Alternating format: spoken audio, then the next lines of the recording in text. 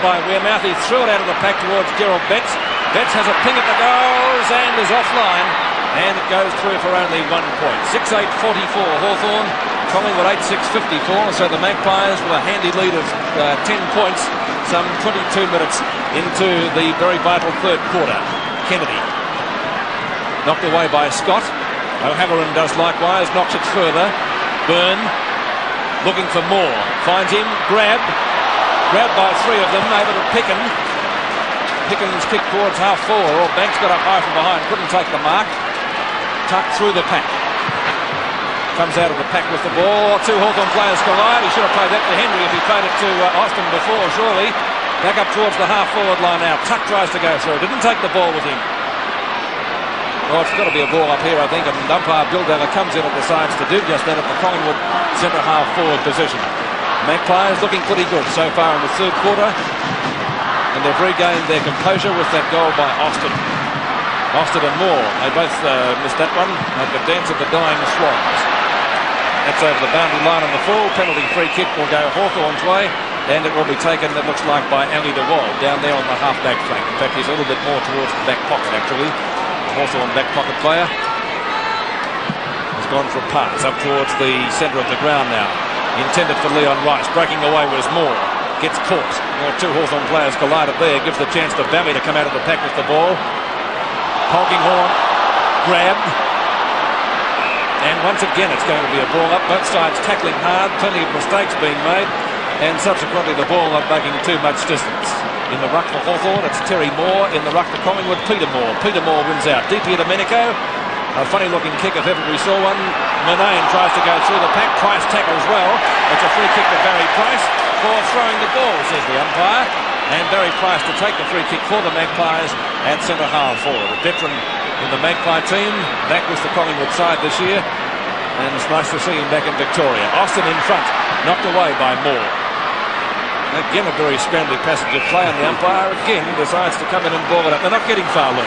Well, it's not the most scientific football I've seen for a long time, but I suppose both sides are overranked because it's a very close game. It's only about 20 metres out from the Collingwood goal. They're all missing. No one's having a grab. Terry Moore tried to get it out. The umpire's still calling play on, and what's he decided here? Free kick to Wearmouth. And he's right in front. It's not how many free kicks you get, it's where you get them. The dance, probably, I'd say, wouldn't you? Makes a difference, Lou. They can get 48 on the back line. It doesn't mean a damn thing as long as you get them in front of goal. Wearmouth only about 20 metres out directly in front of goal. Yet to score a goal. Fires, and he's put it through for a goal. And of course that gives Collingwood a leeway of 16 points at the moment. 6 goals, 8-44. Hawthorn to Collingwood 9-6-60 at the 25-minute mark of this third quarter of the Escort final. Championship coming to you live through Channel 7. And Bob, that's a very handy goal so close to the end of the quarter. Oh, probably worth 2, Lou, because things are getting a little bit tired, and Hawthorn now needing 3 goals to hit the front. It'll make a difference. But Wearmouth's been a fairly quiet player tonight. He's only had a couple of kicks right through the game. Back towards the centre of the ground. Moore got it out, but Scott goes after it, tapped out by Banks. Tuck going after it now, but he gets a hurried kick. He always does, but there we see Bill Pickett in the way to take the mark.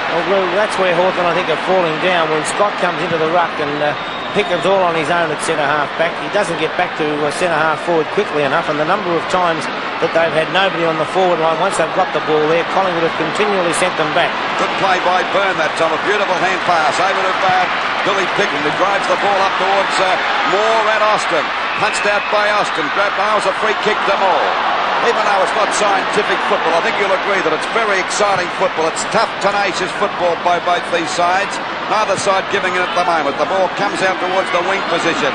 Andrew Ireland can't pick it up. He's got a touch of the fumble, but it's very slippery out there, and the ball is out of bounds on the centre wing position. 26 and a half minutes gone of this third quarter.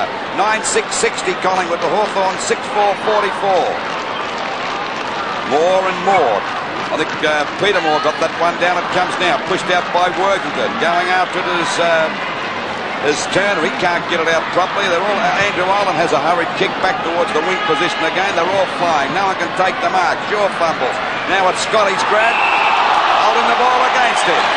Down he goes, Don Scott, the Hawthorn skipper.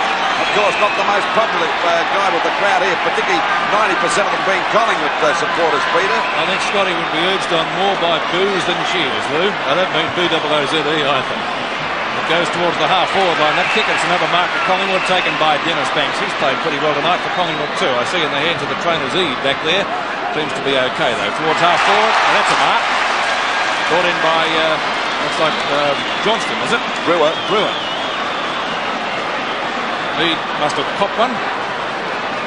Well, Brewer, the former Melbourne player, I don't think he's made a senior appearance with Collingwood so far this season. I stand corrected on that, but I think it's his first. Pretty well on the boundary line, only a few metres inside it, but only 30 metres out. A goal here, what I say, would make it very handy for Collingwood. He's missed it, I think. It's 1 point to the Magpies. So that takes them to 9-7-61, leading Hawthorn 6-8-44, a difference of 17 points. But in a night match, that's a fairly considerable leeway. It's going to be Kennedy to boot the ball back into play. And this time going straight upfield. Good tactics. Hendry lost sight of the ball. Two Hawthorn players fight each other. That wasn't too useful. Holding the man. And it's going to be a free kick to Polkinghorn. Looking for a hand pass. Sees O'Halloran. Straight up the centre of the ground. That's the only way to do it now for Hawthorn. I think he's looking for Hendry, their only effective forward so far in the evening. But McCormack comes out like the spirit of progress. And that typifies the Collingwood defence tonight and the Collingwood attitude to the game. Not forward. They're giving Byrne the chance on the wing. Byrne with the hand pass now towards half forward, looking for Banks. Banks in turn over towards Brewer. Brewer too slow. And he'll get a free kick out of it too because he was dragged when he didn't have the ball. I think Ross Brewer can consider himself a little bit lucky there. The pass up towards half forward, another mark for Banks, who, as I mentioned earlier in the commentary, has played very well for Collingwood tonight. Took a beautiful mark in the first quarter. That was the best mark of the match to date. Short pass, and Ray Shaw on his own.